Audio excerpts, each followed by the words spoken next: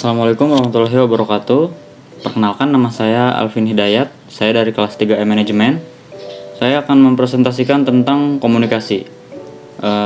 Langsung saja kita mulai materi presentasinya. Yang pertama, ada pengertian stereotype. Stereotype adalah suatu proses yang cenderung melihat orang lain sebagai suatu bagian dari suatu kelas atau kategori. Selain itu, stereotype ini terdapat suatu persetujuan umum atas sifat-sifat yang disandang dan timbulnya suatu perbedaan antara sifat-sifat dengan sifat-sifatnya senyatanya. Istilah stereotip ini berasal dari kata-kata yang dipergunakan sehari-hari oleh tukang cetak untuk mengeset tipe-tipe huruf yang sudah ada pada batangan-batangan cetakan.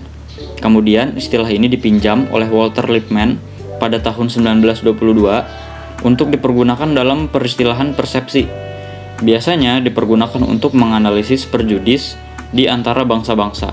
Misalnya, orang-orang hitam negro itu kasar-kasar, orang-orang kulit putih yang berambut pirang itu periang, lalu orang Batak itu keras dan energik, lalu ada orang Jawa itu halus dan sopan, dan lain sebagainya. Lanjut, yang kedua ada halo effect. Halo efek ini dipergunakan untuk menilai pelaksanaan kerja seseorang berdasarkan atas salah satu sifat yang diketahui oleh yang menilai.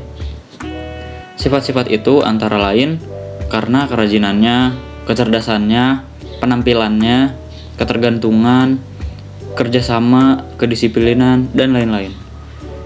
Satu sifat yang kebetulan dilihat oleh penilai dapat menutupi sifat-sifat lainnya. Sebagai contoh dari halo efek ini ya, misalnya seorang wanita yang menarik, ia dilihat atau dinilai oleh atasannya, bos ini laki-laki, sebagai seorang yang cerdas, pekerja yang baik, dan bertanggung jawab. Padahal kenyataannya ia seorang pengetik yang bodoh. Sebaliknya, seorang pengetik wanita yang pandai dan cemerlang, tetapi ia dilihat oleh atasan laki-lakinya sebagai pembantu, bukan sebagai orang yang bisa memimpin dan bertanggung jawab atas kepemimpinannya. Lalu selanjutnya ada pengertian komunikasi. Komunikasi adalah suatu proses penyampaian dan penerimaan berita atau informasi dari seseorang ke orang lain. Suatu komunikasi yang tepat tidak bakal terjadi kalau tidak penyampai berita tadi menyampaikan secara patut dan penerima berita menerima tidak dalam bentuk distorsi. Lalu, istilah komunikasi sendiri secara bebas dipergunakan oleh setiap orang dalam masyarakat ini. Termasuk di dalamnya ahli-ahli perilaku organisasi, dapat pula diartikan sebagai kabar atau keterangan. Dalam artian lain, komunikasi adalah proses pertukaran kejadian-kejadian, pendapat-pendapat, dan bukanlah teknologinya seperti telepon, telegraf, radio, dan sejenisnya. Itu teknologi. Selanjutnya, komunikasi menurut para ahli. Menurut Webster nih yang pertama, istilah komunikasi berasal dari istilah Latin communicare, bentuk past participle dari communicatio dan communicatus, yang artinya suatu alat untuk berkomunikasi, terutama suatu sistem penyampaian dan penerimaan berita, seperti misalnya telepon, telegraf, radio yang itu tadi, dan lain sebagainya. Selain itu, komunikasi adalah proses penyampaian atau pemberitahuan dan penerimaan suatu keterangan, tanda atau kabar lewat pembicaraan, lewat gerakan, lewat tulisan, dan lain sebagainya. Yang kedua, menurut Carter dan Harwood, komunikasi adalah proses pengulangan ingatan-ingatan dan kemudian dipertegas oleh Davis bahwa proses penyampaian informasi dan pengertian dari suatu orang ke orang lain itu disebut komunikasi. Berarti kayak ngobrol mungkin ya, kayak gitu mungkin. Lanjutnya ada macam-macam komunikasi, ini ada 4 nih.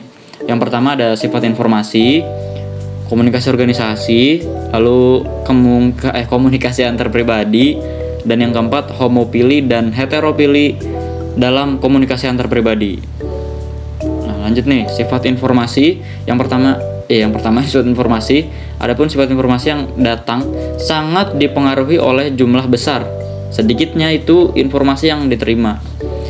Cara penyajian dalam pemahaman informasi dan proses umpan balik ketiga faktor yang mempengaruhi informasi tersebut dapat disebut dengan istilah lain kelebihan informasi atau overload. Hal ini merupakan suatu keadaan bahwa besarnya jumlah informasi yang diterima akan banyak mempengaruhi jalannya komunikasi. Muatan informasi yang berlebihan ini lebih condong menimbulkan reaksi-reaksi yang negatif terhadap komunikasi.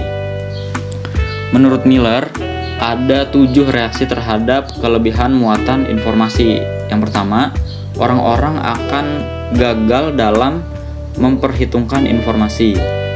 Lalu yang kedua, pola reaksi kedua ialah banyak membuat kesalahan. Yang ketiga, itu menunda atau menumpuk pekerjaan. Yang keempat adalah penyaringan atau filtering ya. Yang kelima itu seseorang cenderung menangkap informasi pada garis besarnya saja. Jadi yang enggak ngerendet dari awal gitu enggak. Yang keenam itu cenderung menangkap Yang keenam itu menugaskan atau melemparkan tugas kepada orang lain untuk menghadapi kelebihan beban informasi ini. Yang 7 itu kesenjangan untuk kelebihan beban informasi ialah kesenjangan untuk menghindari informasi yang akan datang. Selanjutnya, komunikasi organisasi. Menurut Katz dan Kahn, komunikasi adalah suatu proses sosial yang mempunyai relevansi terluas di dalam memfungsikan setiap kelompok, organisasi, atau masyarakat.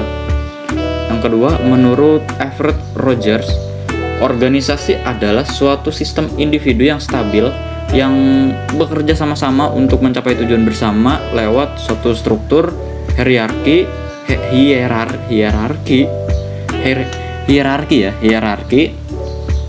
dan pembagian kerja. Lalu jadi komunikasi organisasi adalah sebuah pengiriman atau pertukaran informasi dalam suatu organisasi sehingga dapat membentuk arus informasi. Adanya komunikasi organisasi dapat memunculkan jaringan informasi dalam organisasi tersebut. Lanjut, komunikasi antar pribadi. Komunikasi antar pribadi adalah sebuah komunikasi atau proses pertukaran informasi, ide, pendapat, dan perasaan yang terjadi antara dua orang atau lebih dan biasanya tidak diatur secara formal. Ya kayak ngobrol aja gitu, percakapan sehari-hari antara individu, baik itu dengan teman, keluarga, rekan kerja, atau orang lain dalam lingkungan sosial. Ya kayak ngobrol kita.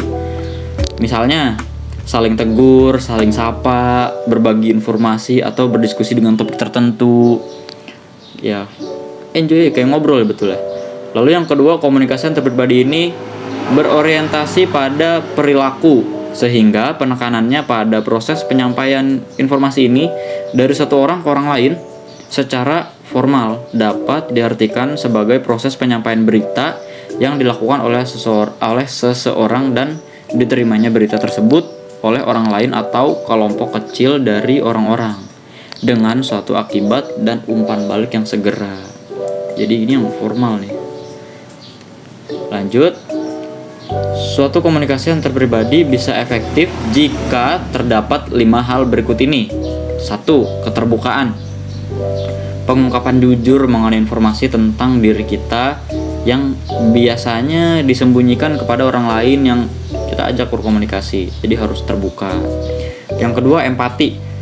Respon terhadap perasaan orang lain, merasakan apa yang mereka rasakan. Jadi kita tuh bisa lebih peka terhadap orang lain seperti itu.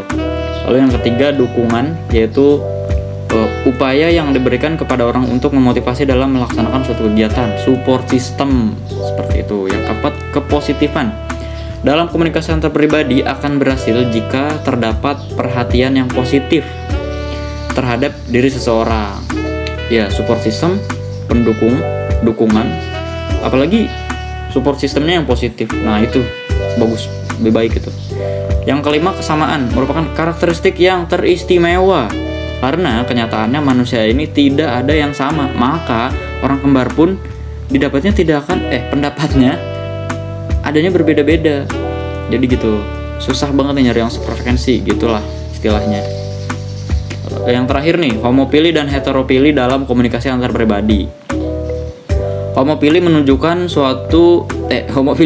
kepada suatu derajat kesamaan antar dua pihak yang terkait dalam komunikasi antar pribadi antara pihak penyampai dan penerima informasi. Sedangkan heteropili menunjukkan kepada derajat perbedaan antara dua pihak tersebut. Dan perbedaan ini hanyalah menunjukkan kepada karakteristik seperti misalnya umur, agama, sandaran politik, status keuangan, tingkat pendidikan, dan yang sejenisnya lah. Hubungan prinsip homopili dan heteropili ada 4 karakteristik komunikasi antar pribadi yang efektif, yakni dapat diuraikan sebagai berikut. Yang pertama nih, karakteristik keterbukaan. Ya, tadi ada ya, harus terbuka, cerita kalau ada masalah. Yang kedua, karakteristik empati. Itu tadi, jadi tahu perasaan orang lain, peka terhadap perasaan orang lain. Yang ketiga, karakteristik dukungan, support system. Yang keempat, karakteristik kesamaan. Ya, itu tadi, orang kembar itu yang enggak sama. Nah, selanjutnya ada barangkali yang paling jelas dari keempat karakteristik yang tadi tuh, yang saya sebutin. Hubungannya dengan homopilus adalah karakteristik terakhir, yakni kesamaan nih. Yang tadi tuh yang orang kembar tapi enggak sama. Homopilus adalah sifat dari orang-orang yang mempunyai kesamaan. Karena itu karakteristik ini dapat di dalamnya tuh sifat homopilus, orang-orang homopilus nampaknya akan bersemi dan subur dalam situasi yang penuh kesamaan.